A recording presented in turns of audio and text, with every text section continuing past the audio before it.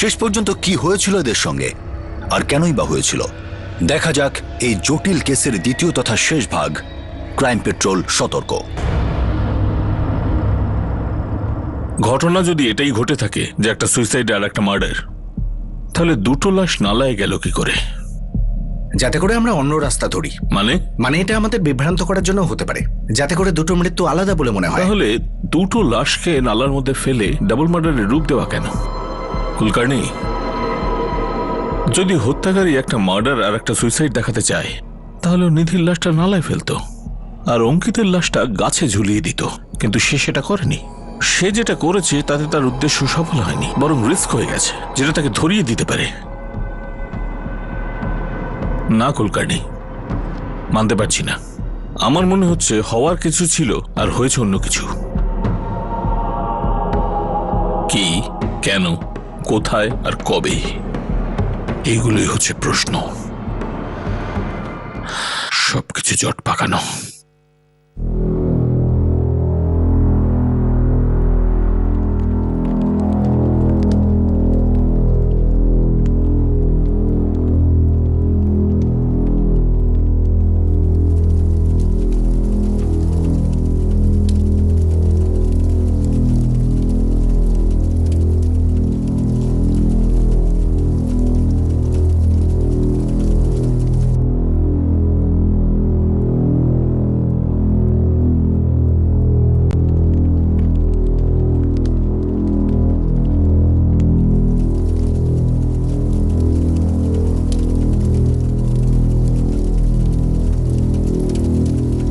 Sir এখনো পর্যন্ত তো সব কিছুই বলেনি, তবে যেরম ভাবে কাঁদছিল মনে হয় নিধির সঙ্গে কোনো সম্পর্ক আছে।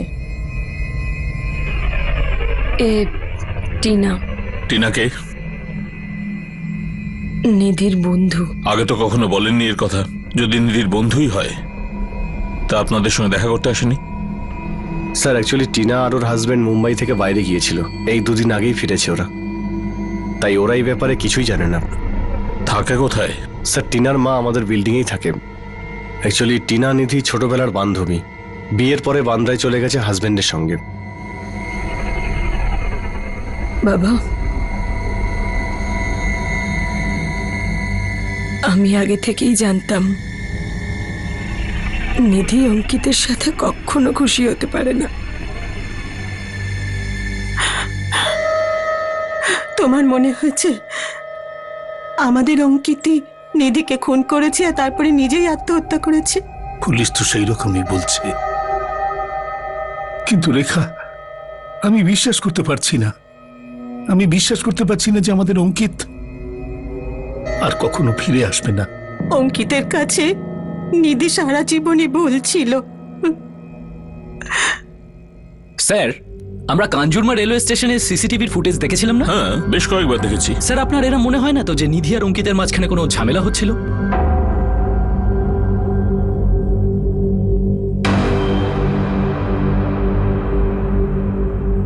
প্রেম থাকলে ঝগড়া তো হবেই, আর পার্সোনাল ব্যাপারে আমরা কেন ডিপেন্ড করব? আমাদের শুধু এটা জানতে হবে যে দুজনের লাশ নালা পর্যন্ত গেল কি করে, কোত্থেকে নিয়ে এলো, কে নিয়ে এলো। স্যার ওই টিনার সাথে একবার কথা বললে হয় না? নিধির খুব ক্লোজ ফ্রেন্ড। নিধির ক্লোজ তোর মা আর ভাইও ছিল, ওদের থেকে বিশেষ কিছুই জানা যায়নি। ঠিক আছে, টিনাকে নাড়িয়ে একটু দেখি। পুলিশের কাছে শুধু এইটুকুই ইনফরমেশন ছিল যে নিধি পাওয়ারকে খুন করা হয়েছিল আর তার কয়েক ঘন্টা পর অঙ্কিত সুইসাইড করেছিল। এবার প্রশ্ন এটাই যে নিধির খুন কি অঙ্কিতই করেছিল, আর অঙ্কিতের সুইসাইড কি সত্যি একটা সুইসাইড ছিল নাকি খুন ছিল যাকে সুইসাইডের রূপ দেওয়ার চেষ্টা করা হচ্ছিল। পুলিশ টিনার কাছ থেকে খুব বেশি আশা করেনি ঠিকই, কিন্তু একেবারে আশা ছাড়েওনি।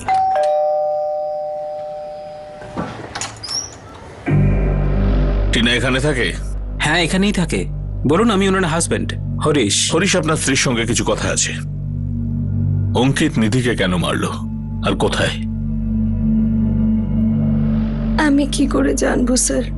আপনি নিধির সব থেকে ভালো বন্ধু। সবচেয়ে ভালো বন্ধু আর হতে পারলাম কই? আমরা খুব কাছের ছিলাম, কিন্তু গত 6 মাসের মধ্যে আমাদের খুব কম দেখা হয়, কথাও হয়নি বেশি। আমার কাজে আমি এত ব্যস্ত হয়ে যাই যে আমার বেস্ট ফ্রেন্ডের খোঁজটাও নিতে পারিনি। আর এখন তো ওই পৃথিবী থেকেই চলে গেল। এটা হলো মুম্বাই শহর, যেখানে মন বুদ্ধির সঙ্গে কথা বলে না। টাইম হলো সব থেকে বড় ভিলেন। নিজেকে একটু শক্ত করুন আর আমাদের প্রশ্নের জবাব দিন। আপনি এটা ধরে নিন যে আপনি আপনার বন্ধুর জন্য কাজ করছেন। যখন অঙ্কিত আর নিধি প্রথম দেখা করে আমি ওদের সাথে ছিলাম।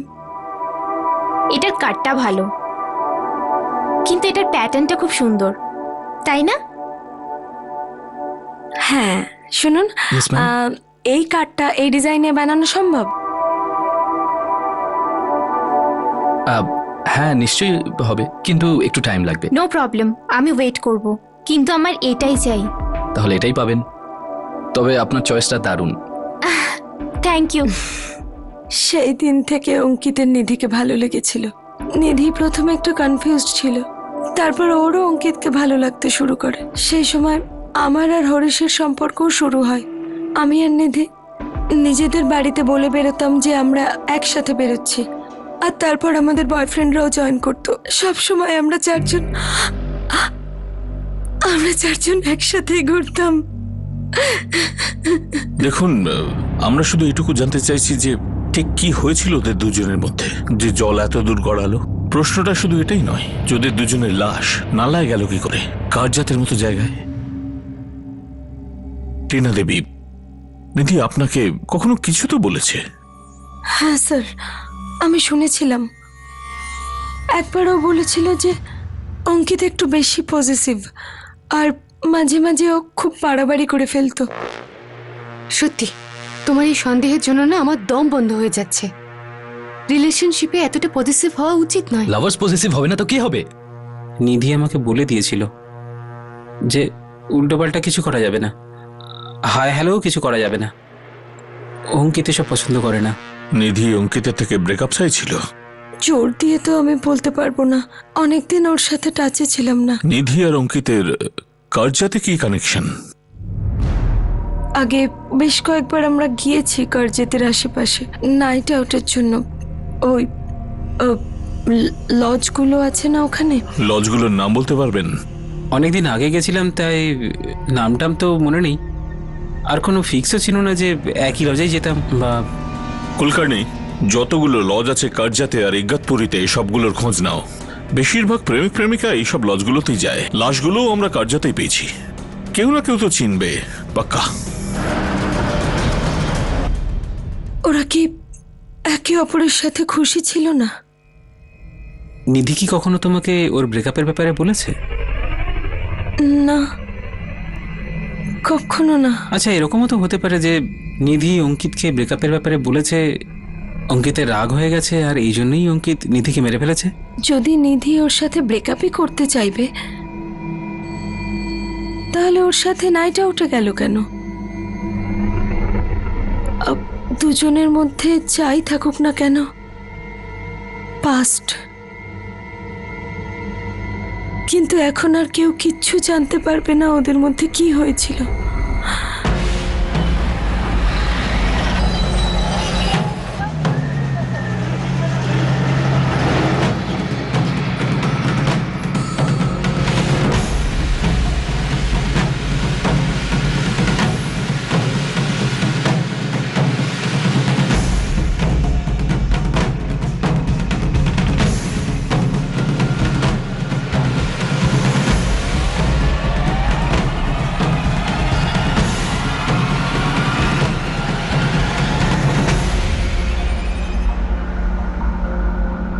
না স্যার, এনাদের আগে কখনো দেখিনি।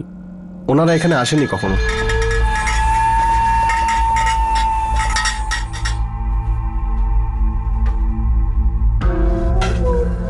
তুমি নাম না জেনে, অ্যাড্রেস না দেখে কি করে বলছো এটা? এইভাবে কারোর মুখ মনে রাখো নাকি? রেজিস্টার দেখাও। আরে স্যার, আমি বলছি তো ওরা এখানে কখনো আসেইনি। রেজিস্টার দেখাবে নাকি দেবো একটা? দেখাও।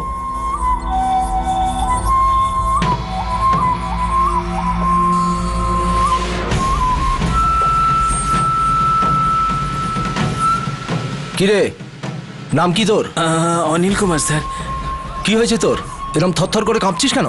কি নিয়ে ভয় পাচ্ছিস বল আমাকে। ভয় কোনো ভয় নেই স্যার, এরকম তো কোনো ব্যাপার নেই, আমি কিছু করিনি।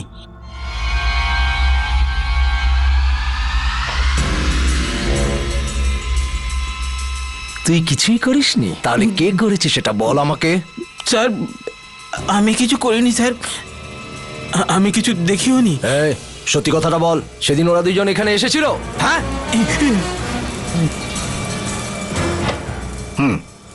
তাহলে 23শে অগস্ট এটা দুজন চেক ইন করেন না স্যার, ওর আগেও না ওর পরেও না। আচ্ছা, তাহলে এটা কি?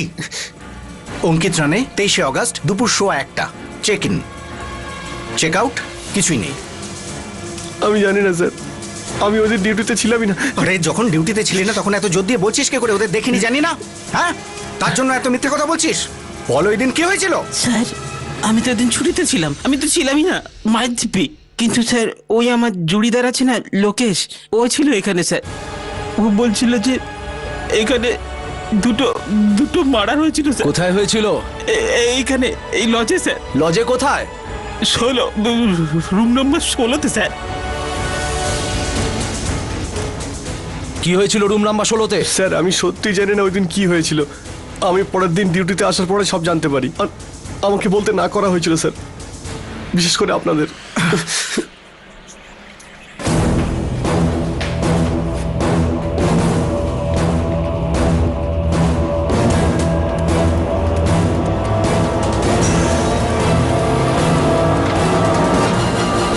চব্বিশ তারিখ থেকে এইভাবেই বন্ধ হয়ে আছে। চাবি নিয়ে আয়।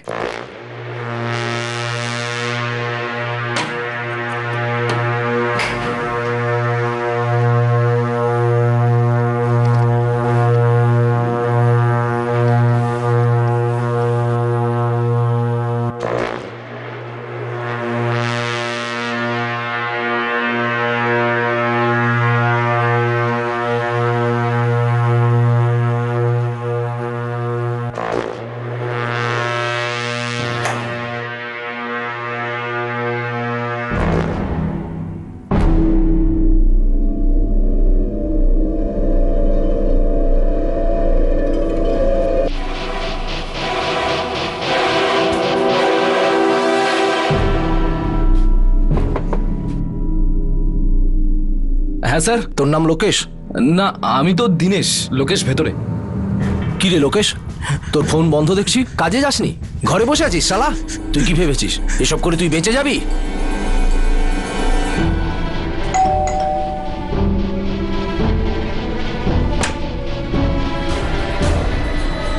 আপনার নাম পঙ্কজ? হ্যাঁ হ্যাঁ হ্যাঁ স্যার।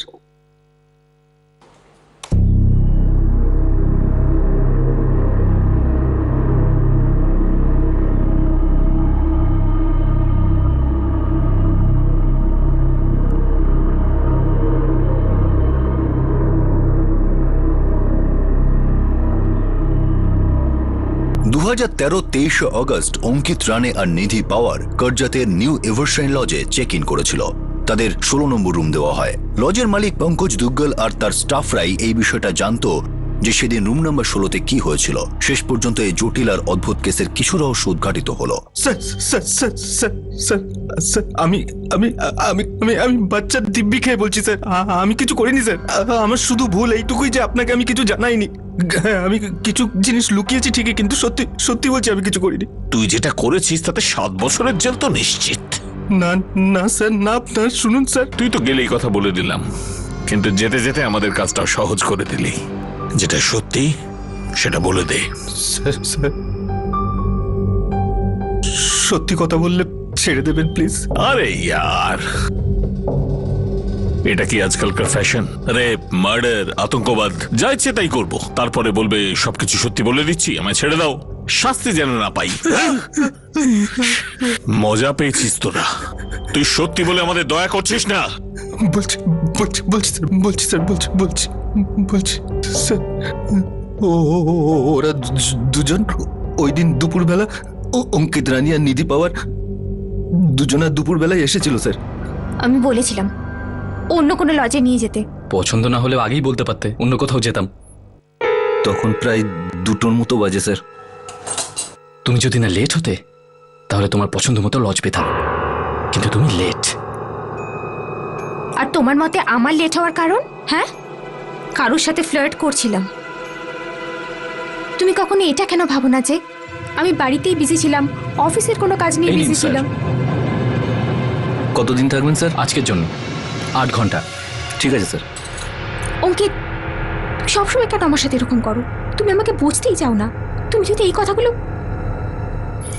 যারা ভেতরে গেল স্যার তারা বাইরে আসেইনি স্যার। তোরা ভেতরে কখন গেলি? স্যার ওরা 8 ঘন্টার জন্য রুম ভাড়া করেছিল।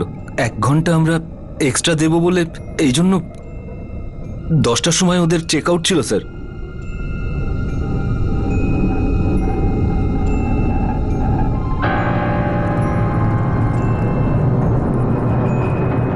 স্যার, হ্যাঁ, ওই রুম নাম্বার 16 লোকগুলো এখনো রুমের ভেতরেই আছে। 16 নম্বর কাকে দিয়েছিলাম বলতো? ওই যে ওই ছেলেটা আর মেয়েটা, অঙ্কিত রানে আর নিধি পাওয়ার। 10টা বেজে গেছে তো। সময় অনুযায়ী ওদের তো 9টার সময় চেক আউট হওয়ার কথা। 10টা বেজে গেছে। ঠিক আছে, আর 1 ঘন্টা দিয়ে দে। পরে বিলে 1 ঘন্টা এক্সট্রা চার্জ নিয়ে নিবি। কিন্তু স্যার একবারও বেল বাজায়নি, জল পর্যন্ত চাইনি স্যার। আরে জওয়ানি জিন্দাবাদ। আমাদের এটা রেগুলারের ব্যাপার স্যার। মানে কাস্টমারকে আমরা শুধু শুধু ডিস্টার্ব করতাম না। ওরা বাইরে এলে ওদের যা এক্সট্রা চার্জ আমরা সেটা নিয়ে নেব। তারপর কি হয়েছিল? স্যার এরপরে আমি বাড়ির জন্য রওনা দিচ্ছিলাম। স্যার স্যার স্যার ওই রুম নাম্বার 16 পার্টি এখনো রুমের ভেতরেই আছে। আরে 12:30 বেজে গেছে। স্যার আমি 11টা, তারপর 11:15, তারপর 11:30 3বার গেছিলাম, এমনকি এখনো গেলাম, কিন্তু কোনো সাড়া শব্দ পাচ্ছি না।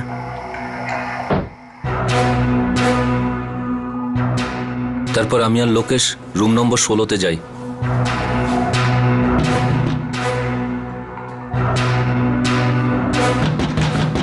অঙ্কিত রানে, নিধি পাওয়ার, দেখুন দরজাটা খুলুন প্লিজ, আপনাদের সময় হয়ে গেছে। ও দাদা! প্রায় 10 মিনিট মতো দরজা ধাক্কাতে থাকি, কোনো রেসপন্স ছিল না ভিতর থেকে। মালফাল খেয়ে বোধহয় অজ্ঞান হয়ে পড়ে আছে। বেকার বেকার আমাদের লজের নাম খারাপ হয়ে যাবে স্যার। শোন, তুই পেছন দিক দিয়ে যা, পেছন দিয়ে বাথরুমে ওঠ, এই কাঁচ খুলে দেখ ভেতরে গল্পটা কি। যা। তারপর এরপরে লোকেশ ভেতরে যায়। তারপরে তারপরে তারপরে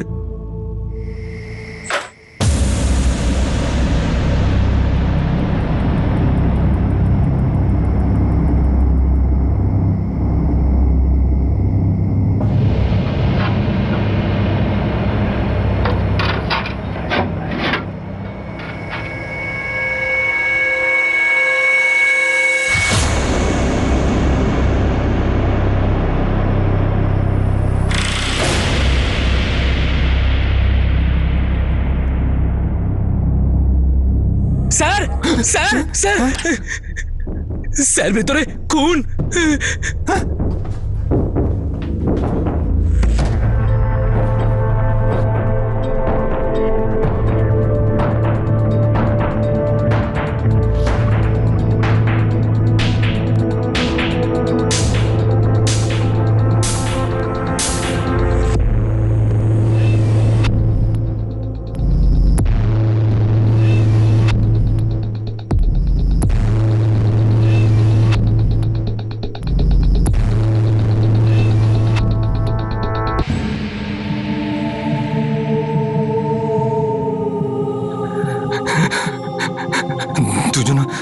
দুজনেই মরে গেছে।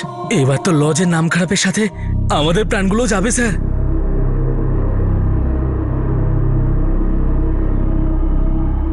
বুঝতেই পারছিলাম না আমি কি করব। কি করলি তারপর? ছোট একটা লজ স্যার, রেপুটেশনই সবকিছু। ভয় তো এটাই পাচ্ছিলাম যে কোনো ড্রাগওয়ালা বা কোনো ক্রিমিনাল না এসে যায়।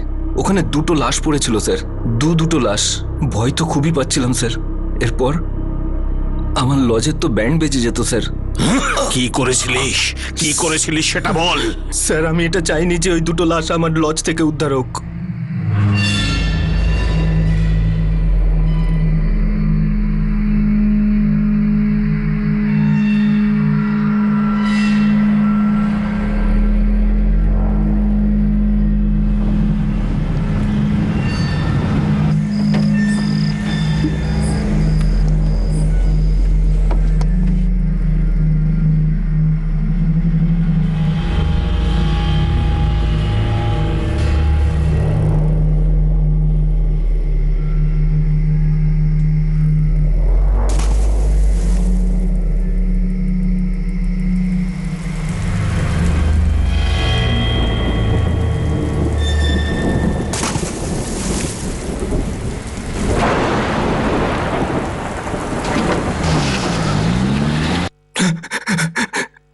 এরপরে আমরা রুমটাকে পরিষ্কার করে দিই।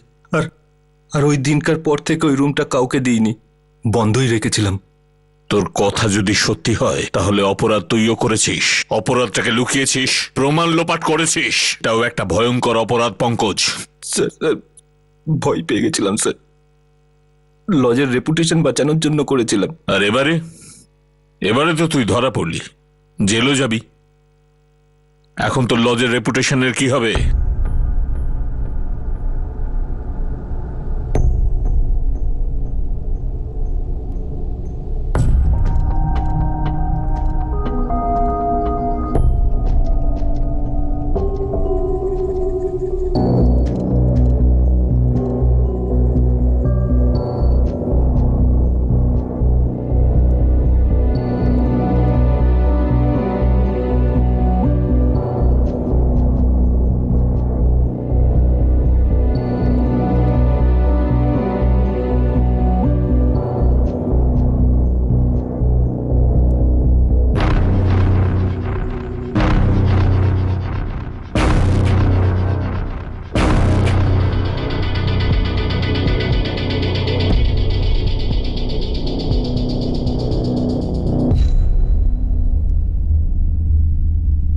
এটা দেখার পর তো মনে হচ্ছে পঙ্কজ আর লোকেশ যা বলেছে সত্যি বলেছে। নিধি আর অঙ্কিত রুম নাম্বার 16 ছিল, কিন্তু বেঁচে ফিরে এলো না। টাইম অফ ডেথ নিধি 9টা থেকে 10টা, অঙ্কিত 11টা থেকে 12টা। একটা সুইসাইড, একটা মার্ডার। নিউ সানশাইন লজের 16 নম্বর রুম।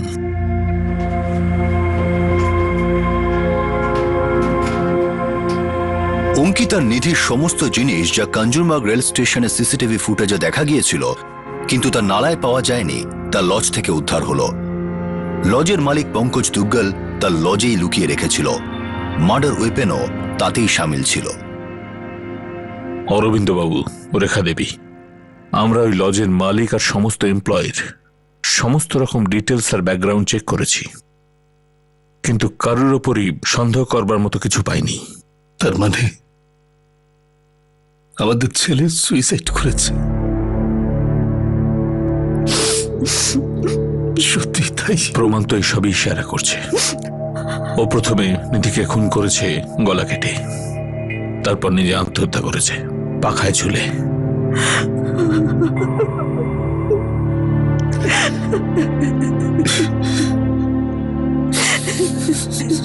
অঙ্কিতই তো মেরে ফেলেছে আমার মেয়েকে, না? প্রমাণ তো সেদিকে ইশারা করছে। তার মানে এটা ওর প্ল্যান ছিল, ও আগে থেকেই ঠিক করে রেখেছিল নিধিকে লজে নিয়ে খুন করবে। সেটা তো আমি জোর করে বলতে পারি না। দেখো, তোমার বোন নিধি আর অঙ্কিতের মধ্যে সম্পর্কটা খুব টালমাটাল ছিল। ওই ঘরে ওদের দুজনের মধ্যে কি হয়েছিল সেটা আমি বলতে পারবো না। আমি শুধু এটাই জানি যে নিধিকে আগে খুন করা হয়েছে। পরের কথাটা হলো যে অঙ্কিত তারপরে সুইসাইড করেছে। অঙ্কিতের দেহে আমরা কোনো চোটাঘাতের চিহ্ন পাইনি, এমন কোনো সাইন পাইনি যার দ্বারা প্রমাণ হয় যে ওর সঙ্গে কারো ঝগড়া হয়েছিল। সো লজিক্যালি আমরা পোস্টমর্টম রিপোর্টকেই মানব।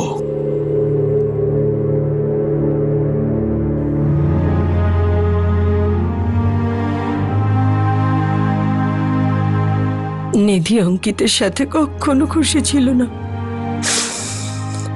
অঙ্কিত নিধির সাথে কখনোই সুখী হতো না।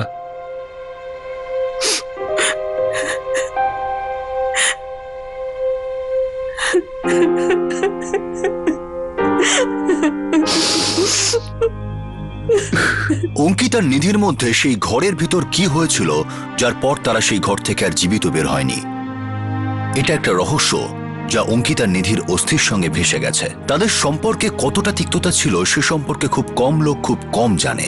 শুধু এই দুই ভিকটিমের অতীত থেকে এটাই অনুমান করা যায় যে তাদের মধ্যে কি হতে পারে, তাদের স্বভাব কিভাবে তাদের সম্পর্কে প্রভাব ফেলেছিল। কিন্তু আফসোস, এটা শুধু একটা লিমিট পর্যন্তই জানা যাবে। কিন্তু কিছু বিষয় স্পষ্ট। 2013-র 23শে অগস্ট নিধি আর অঙ্কিত নিউ এভারশাইন লজের 16 নম্বর ঘরে উঠেছিল। এই বিষয়টা সিসিটিভিতে দেখা গেছে। তারপর লজের মালিক পঙ্কজ দুগ্গল আর লজের এমপ্লয়ি লোকেশের বয়ান এবং পোস্টমর্টেম রিপোর্টই এই কেসের আসল সাক্ষী হয়ে দাঁড়ালো। লজের মালিক পঙ্কজ দুগ্গল আর এমপ্লয়ি লোকেশকে IPC 201 ধারা অনুযায়ী প্রমাণ লোপাটের জন্য গ্রেফতার করা হয়েছে। আপাতত তারা দুজনেই জামিনে বাইরে। অঙ্কিত আর নিধির মধ্যে এক্সচেঞ্জ হওয়া মেসেজগুলি স্টাডি করা হয়েছে। এটা খুবই স্পষ্ট হয়ে গিয়েছে যে দুজনের মধ্যে রাগ আর মনোমালিন্যই খুবই বেশি ছিল, কিন্তু ভালোবাসা খুবই কম। অঙ্কিত আর নিধির কেসের পর আমরা যাব এবার সুধীর আর আরতি রাজাবতের কেসের দিকে। এক দম্পতি একটি নতুন বাড়িতে থাকতে এলো যাতে তাদের জীবন আরেকটু ভালো কাটতে পারে। তাদের আশা ছিল যে অতীতের স্মৃতি যেন বর্তমানের উপর প্রভাব না ফেলে, কিন্তু সত্যি কি সেটাই হলো?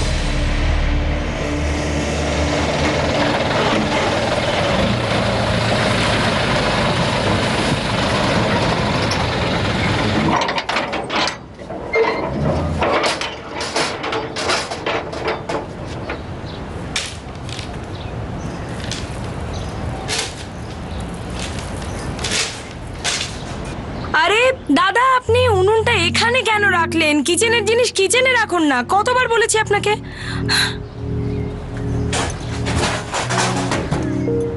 কত টাইম আর? বাচ্চাদের ঘরটা আগে ঠিক করে দিন। দিন জিনিস দিন। আরে সুরিন্দর, তুই এখন ফোন করে বলছিস যে তুই আসবি না? এটা কোনো কথা হলো? তুই জানিস যে আজকে আমি বাড়ি শিফট করছি। তুই অদ্ভুত কাজ করিস সত্যি। নিয়ে আসুন। হ্যাঁ হ্যাঁ, আমাকে ওই পোটলাটা দিন। হ্যাঁ হ্যাঁ বলো। শোনো, তুমি এদিকটা একটু সামলে নেবে। ওই সুরিন্দরের ফোন এসেছিল, ও আজকেও আসতে পারবে না, দোকানটা আমাকেই খুলতে হবে। কোনো ব্যাপার না সুধীর, তুমি যাও দোকান খোলো, আমি এদিকটা দেখে নিচ্ছি। নিশা আর প্রিয়া স্কুল থেকে আসার আগে ওদের ঘরটাকে ঠিক করে দিই। দেখো, কোনো অসুবিধা হলে তুমি আমাকে ফোন করে নেবে, আমি দোকান বন্ধ করেই এখানে চলে আসবো। আরে তার দরকার পড়বে না, তুমি দোকানটা সামলাও, আমি এদিকটা দেখে নিচ্ছি। আর হ্যাঁ, খাবার বানানোর সময় হয়তো পাবো না, তুমি আসার সময় কিছু একটা প্যাক করে নিয়ে চলে এসো। আচ্ছা ঠিক আছে, এই সমস্ত মালপত্র ঠিক মতো নামিয়ে শিফট করে দিয়ে যাবি। ঠিক আছে দাদা। হ্যাঁ ঠিক আছে, এবার আমি হ্যাঁ, ঠিক আসছি। আছে। তাড়াতাড়ি করুন।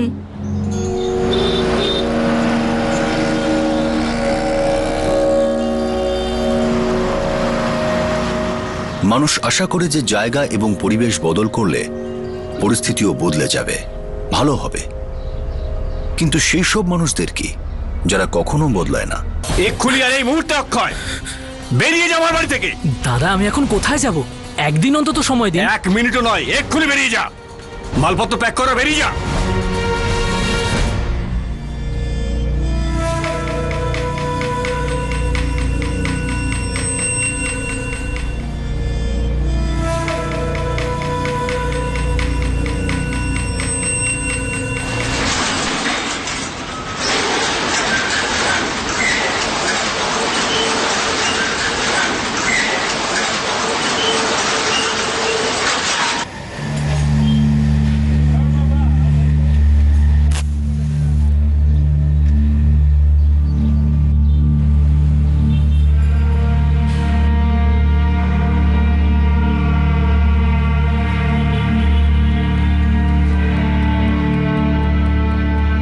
আমার পরিবারই আমার সবকিছু। আমার স্ত্রী আরতি আর আমার মেয়েরা নিশা আর প্রিয়া। একটা বাবা বা মার আর কি চাই? তাদের ছেলে মেয়ের জন্য সুখী জীবন আর ভালোভাবে প্রতিপালন। তো তোমাদের দুজনের কেমন লাগলো নতুন ঘর? রুম সেট করে নিয়েছো তো? হ্যাঁ বাবা, আমরা স্কুল থেকে আসার আগে মা ঘর গুছিয়ে রেখেছিল, আর এই ঘরটা আগেরটার থেকেও অনেক বড়। বাবা, আমার এখন ঈশা দিদির মতন বড় স্টাডি টেবিল চাই। আমি তো এখন ফার্স্ট স্ট্যান্ডার্ডে পৌঁছে গেছি, সেই জন্য আমার এখন এত এত বই আছে। তুমি একটু বড় হয়ে যাও মা, তোমার জন্য আমি এর থেকেও বড় স্টাডি টেবিল নিয়ে আসবো। দেখেছো তো, আসতে না আসতেই ডিমান্ড শুরু। খাবারটা খাও। আরতি, বলো। আমি ভাবছিলাম যে 2-1 বছরের মধ্যে কিছু টাকা পয়সা জমিয়ে শহরের মাঝখানে একটা বাড়ি নিয়ে নেবো। ওখান থেকে আমার দোকান আর বাচ্চাদের স্কুলটাও কাছে হয়ে যাবে। এসেছি একদিনও হলো না, এখনো জিনিস গোছানো হলো না, আর তুমি এখনই যাওয়ার কথা বলছো? বাবা, এই বাড়িটা আমার খুব ভালো লেগেছে। না বাবা, আমার আগের ঘরটা বেশি ভালো লাগতো। বাবা, আমরা এখানে কেন এসেছি?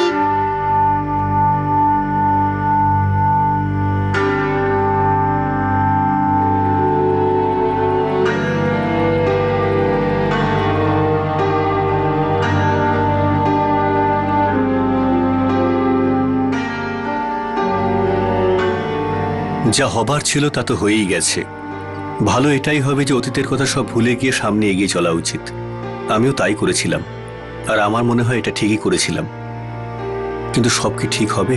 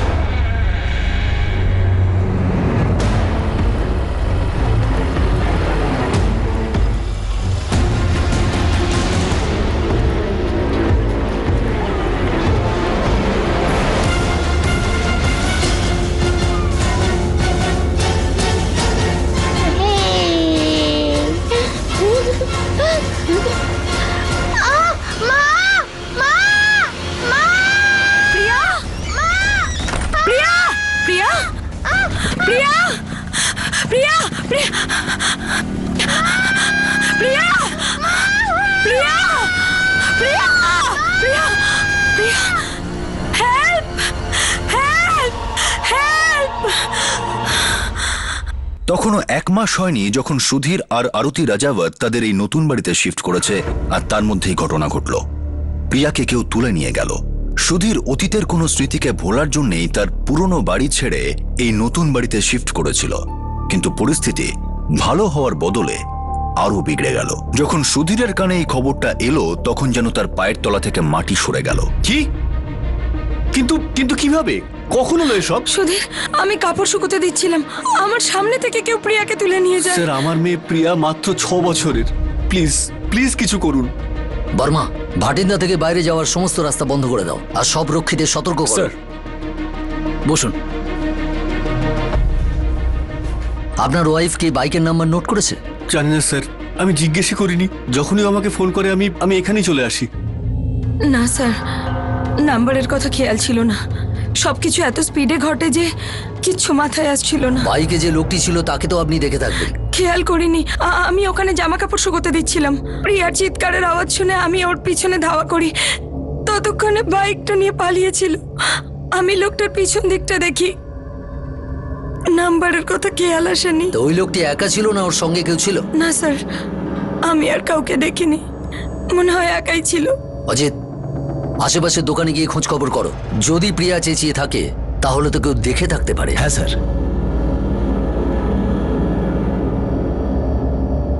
বাবু, তুমি তখন কোথায় ছিলে? নিজের ঘরের আশেপাশে কাউকে দেখেছো? এ তখন ভেতরে বসে পড়ছিল স্যার। দেখুন, প্রিয়াকে খুঁজতে আমাদের সুবিধা হবে যদি আপনারা সবকিছু ঠিক ঠিক বলেন। আপনার কারোর সঙ্গে কোনো শত্রুতা বা এমন কেউ যে এসব ঘটাতে পারে? না স্যার, আমি তো একটা ছোট দোকান চালাই, ওই গাড়ি স্পেয়ার পার্টসের। আমার কারোর সঙ্গে কি শত্রুতা থাকতে পারে? আমার প্রিয়াকে খুঁজে দিন স্যার। জানি না আমার মেয়েটা কোথায়, কি অবস্থায় আছে। রিকোয়েস্ট করছি, আমার মেয়েকে খুঁজে দিন।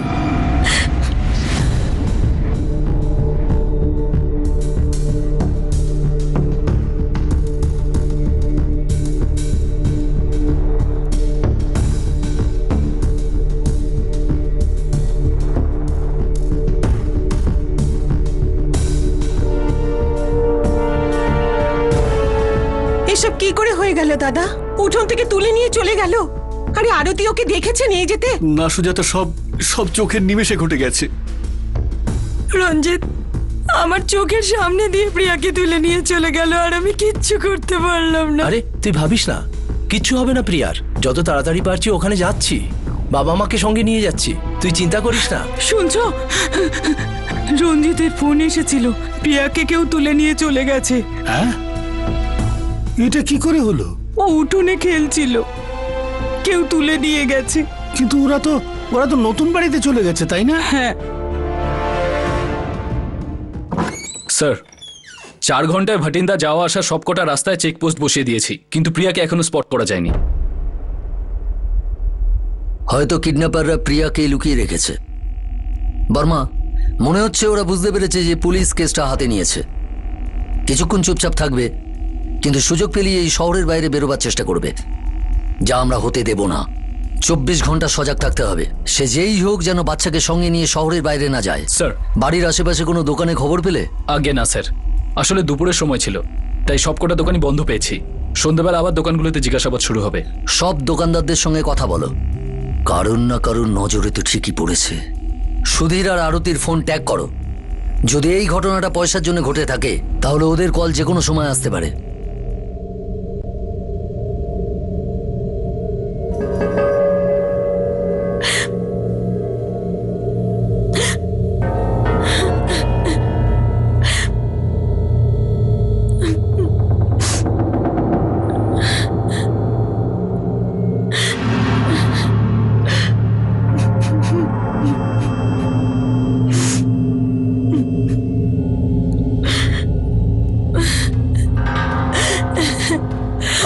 আমি কিচ্ছু করতে পারলাম না সুধীর, আমি কিচ্ছু করতে পারিনি। আমার চোখের সামনে দিয়ে প্রিয়াকে তুলে নিয়ে চলে গেল। আরতি, আরতি, তুমি নিজেকে দোষ দিও না। প্রিয়াকে পাওয়া যাবে, পাওয়া যাবে প্রিয়াকে। আমি আরতির মনে সাহস জোগাবার চেষ্টা করছিলাম, কিন্তু আমার নিজের ভেতরেই প্রচন্ড ভয় ছিল। প্রিয়া কি অবস্থায় রয়েছে তা ভেবে আমার হাত পা ঠান্ডা হয়ে যাচ্ছিল।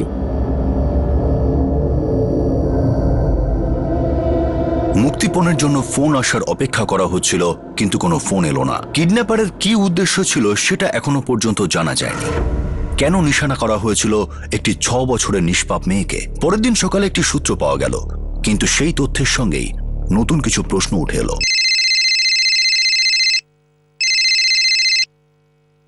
হ্যাঁ অজয় স্যার, বলবিন্দার নামে একটা লোক আছে। সুধীরবাবুর বাড়ির আগে একটা গলিতে ওর একটা লন্ড্রির দোকান আছে। এ বলছে প্রিয়াকে ওই লোকটার সাথে মোটরসাইকেলে যেতে দেখেছে। সাহেব, আমি খাবার খেয়ে বাসন ধুচ্ছিলাম, তখন দেখলাম আমি। তার মুখটা কি তোমার মনে আছে? মুখ কি বলছেন সাহেব? আমি তো ছেলেটাকেই চিনি। কে সে?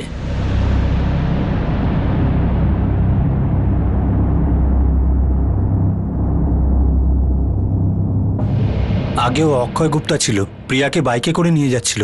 অক্ষয় গুপ্তা? প্রিয়া চিৎকার করেছিল? আমি চিৎকারে কোনো আওয়াজ শুনিনি। হ্যাঁ, দেখে মনেই হচ্ছিল না যে কিডন্যাপিং হয়েছে। তুমি অক্ষয় গুপ্তাকে কিভাবে জানো? স্যার, ওই অক্ষয় মাঝে মাঝে আমার দোকানে জামা কাপড় নিয়ে আসতো। ওই পাড়াতেই থাকতো? হ্যাঁ, ওই পাড়াতেই থাকতো। সুধীরবাবুর ভাড়াটে ছিল ও, ওনার পুরনো বাড়িতে। স্যার, আপনি কি বলছেন? এটা কি করে হয়েছে? এটাই হয়েছে। আপনার পুরনো ভাড়াটেই আপনার মেয়েকে কিডন্যাপ করেছে। আমাদের কাছে আই উইটনেস আছে। না স্যার, যদি এরকম হতো তাহলে আরতি ওকে ঠিক চিনে ফেলতো। দেখুন, আরতি দেবী পেছন দিক থেকে দেখেছেন, হতে পারে যে তিনি চিনতে পারেননি। আপনি এক কাজ করুন, যত তাড়াতাড়ি সম্ভব চলে আসুন। আচ্ছা স্যার।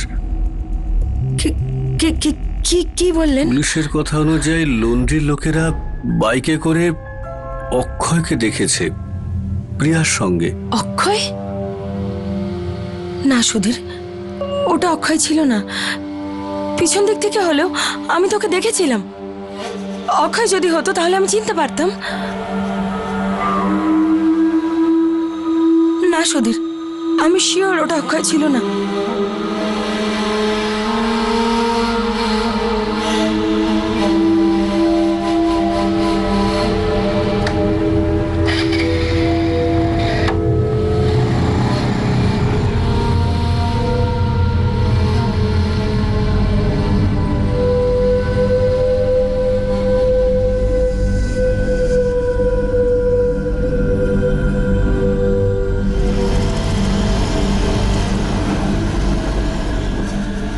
আমি যত আমার অতীত থেকে পালাবার চেষ্টা করছিলাম, ততই সে আমার দিকে এগিয়ে আসছিল। আমি সবকিছু ভুলে গিয়েছিলাম, এগিয়ে গিয়েছিলাম, কিন্তু সেই পুরনো দিন আবার ফিরে এসেছিল। কিছু মানুষ কখনো বদলায় না। সুধীর বাবু, অক্ষয় গুপ্তার নাম্বার দিন।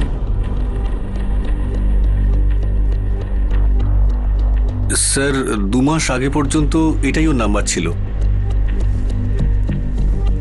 ও আপনার এখানে ভাড়ায় থাকতো? হ্যাঁ স্যার, প্রায় 1 বছর আগে আমার পুরনো বাড়ির ওপরের ঘরটা খালি ছিল, সেটা আমরা ওকে ভাড়া দিয়েছিলাম। আপনি ওকে কিভাবে জানতেন? আমার একটা বন্ধু ওকে আমার কাছে নিয়ে এসেছিল, গুরুদাস। সুধীর, এই তুই বলছিলি না বাড়ি ভাড়া দিবি তুই? হ্যাঁ ভাই, নিয়ে চলে এলাম। এই ছেলেটা হলো অক্ষয় গুপ্তা। নমস্কার দাদা। হ্যাঁ সত শ্রীকাল। এই চেয়ার দাও। আরে 2-3 সপ্তাহ আগেই ফরিদাবাদ থেকে এসেছে, একটা বোতলের ফ্যাক্টরিতে কাজ করে ও। আরে ভাই, তুমি তোমার ব্যাপারে কিছু বলো ভাই। আসলে আমি কিছুদিন আগেই কাজ শুরু করেছি। এখন মায়নাপত্র বেশি পাই না, কিন্তু অনেক কিছু শিখতে পারছি। যদি ঠিক মতো কাজ করতে পারি তাহলে পরে গিয়ে মায়নাও বেড়ে যাবে। বাহ, বেশ ভালো কথা। তুমি পরিশ্রমে বিশ্বাস করো। আসলে দাদা, ভাগ্যের চাকা তো পরিশ্রম করলে পরেই ঘোরে, তাই না? কাল থেকে চলে এসো থাকতে, বাড়ির উপরে একটা ঘর আছে। আচ্ছা, কিন্তু ভাড়া কত টাকা দিতে হবে দাদা? আরে ভাড়ার চিন্তা করো না, যতটা তুমি দিতে পারবে সেটাই ভাড়া। থ্যাংক ইউ দাদা। 2 মাস আগে ও আপনার ঘর ছেড়ে দিয়েছে। হ্যাঁ। আর তার 1 মাস পরে আপনি ওই বাড়ি ছেড়ে দেন। হ্যাঁ। অক্ষয় চলে গিয়েছিল না আপনি ওকে ঘর থেকে বের করে দিয়েছিলেন? মানে আমি... দেখুন সুধীর বাবু, যদি অক্ষয় এই কিডন্যাপ করে থাকে তাহলে তার কোনো কারণ থাকবে। কিছু না কিছু তো হয়েছে আপনাদের মধ্যে। না স্যার, তেমন কিছুই তো ঘটেনি। নিশ্চয়ই আপনাদের কোথাও ভুল হচ্ছে। আর তাছাড়া আমার স্ত্রী তাকে পালাতে দেখেছিল, আর ও বলছিল যে সে অক্ষয় নয়। লন্ডিওয়ালা বলেছে যে অক্ষয় যখন আপনাদের বাড়িতে ভাড়ায় থাকতো তখন ও ওর দোকানে কাপড় ইস্ত্রি করার জন্য যেত। লন্ডিওয়ালা খুব ভালো করে ওকে চেনে। হতে পারে আপনার স্ত্রী ভুল দেখেছেন। সুধীরবাবু, যদি আমরা এটা মেনে নিই যে অক্ষয় কিডন্যাপ করেনি, তাহলে তার দুটো কারণ হতে পারে। হয় আপনার কাছ থেকে টাকা নেওয়ার জন্যে, না হলে বদলা নেওয়ার জন্যে। মালপত্র প্যাক করা, বেরিয়ে যা।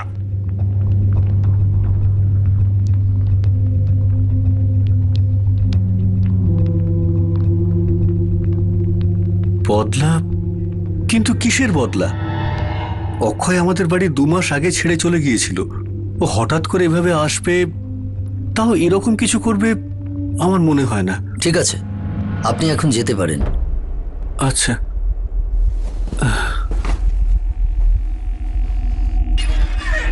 স্যার, অক্ষয়ের ফোন বন্ধ বলছে। কখন থেকে? কাল থেকে। প্রিয়াকেও কাল থেকে পাওয়া যাচ্ছে না। অক্ষয় গুপ্তার এই কিডন্যাপিং এর সঙ্গে নিশ্চয়ই অন্য কোনো ঘটনা আছে। ওর ফোন রেকর্ডস বের করো। এই কিডন্যাপিং এর পেছনে অনেক কিছু লুকিয়ে আছে। সুধীর বাবুর নিস্তব্ধতাও অনেক কিছু বলছে। বার্মা। স্যার, অক্ষয়ের সাথে সাথে সুধীরের ফ্যামিলিরও হিস্ট্রি বার করো। Yes sir.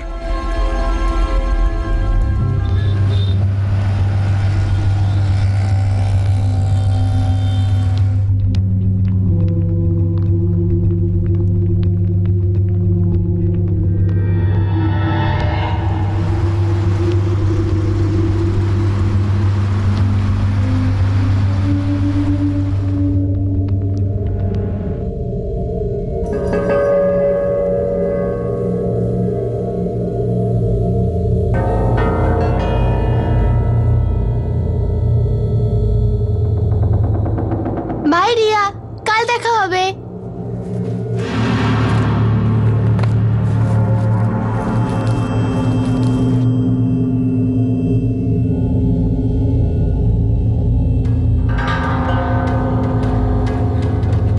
আরে নিশা, আজ তাড়াতাড়ি ফিরে এলে স্কুল থেকে?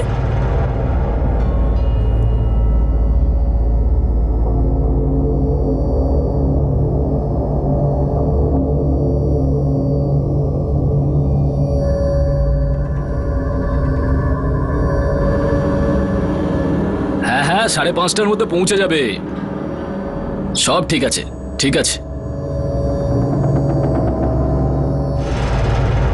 বাবা। হ্যাঁ বাবা। তোমাকে একটা কথা বলবো। হ্যাঁ বাবু, বস। হ্যাঁ বাবা, বল, কি হয়েছে?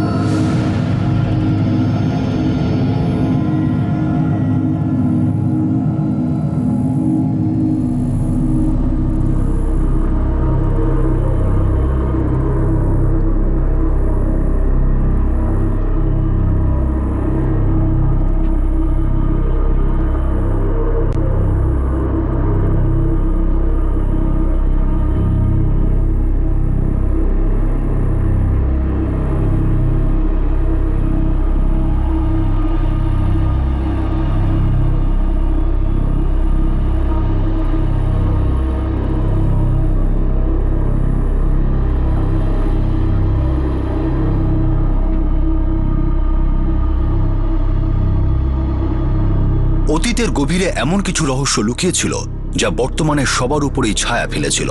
অতীতের সঙ্গে সঙ্গেই বর্তমানের সত্যতাও এই কেসের সঙ্গে যুক্ত প্রত্যেককে স্তব্ধ করে দিয়েছিল। আর একটি নিষ্পাপ মেয়েকে এই ষড়যন্ত্রের শিকার বানালো।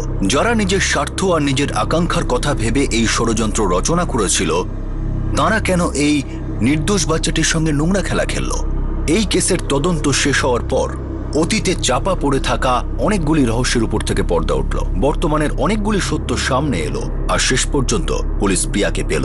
কিন্তু প্রিয়াকে কখন, কোথায় আর কি অবস্থায় পাওয়া গেল সেটা আমরা আপনাদের দেখাবো আগামী দিন, আগামী পর্বে এই কেসের দ্বিতীয় তথা শেষ ভাগে। আপনাদের সাথে আবার দেখা হবে ক্রাইম পেট্রোল সতর্কতে। ততক্ষণ নিজের খেয়াল রাখবেন, সুরক্ষিত থাকবেন, সুস্থ থাকবেন, আর মনে রাখবেন পরনিন্দা আর পরচর্চার সময় না দিয়ে যদি সেই সময়টা নিজেকে সামনে এগিয়ে নিয়ে যাওয়ার জন্য দেওয়া যায় তাহলে তাড়াতাড়ি লক্ষ্যে পৌঁছানো যায়। সঠিক সময়, সঠিক পদক্ষেপ, সতর্ক থাকুন। জয় Hind. For more updates, subscribe to our channel, click the show links and enjoy watching the videos.